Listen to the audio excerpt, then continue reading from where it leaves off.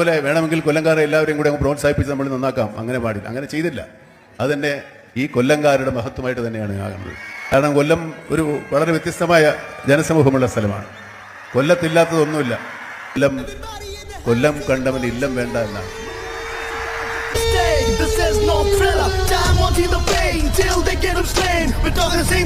വാണിജ്യ പാരമ്പര്യവും സാംസ്കാരിക പൈതൃകവും കൊണ്ട് സമ്പന്നമായ കൊല്ലം ദേശം എല്ലാവരെയും ചേർത്ത് പിടിച്ചിരുന്നു.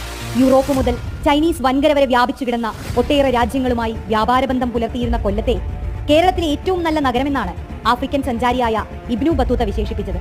ബ്രിട്ടീഷ് വിരുദ്ധ പോരാട്ടങ്ങളിൽ ഇടം പിടിച്ച കുണ്ടറ വിളംബരവും ഐതിഹാസികമായ കടയ്ക്കൽ കർഷക സമരവും കൂലിക്ക് വേണ്ടി കയർ തൊഴിലാളികളും കശുവണ്ടി തൊഴിലാളികളും നടത്തിയ സമരങ്ങളും എല്ലാം ചേർന്ന് രൂപപ്പെടുത്തിയെടുത്തതാണ് കൊല്ലത്തിന്റെ വർത്തമാന കലാ സാംസ്കാരിക രാഷ്ട്രീയ ഭൂമികയെ. കൊല്ലം കണ്ടാൽ ഇല്ലം വേണ്ട. Once in Kollam, one neighbor misses home.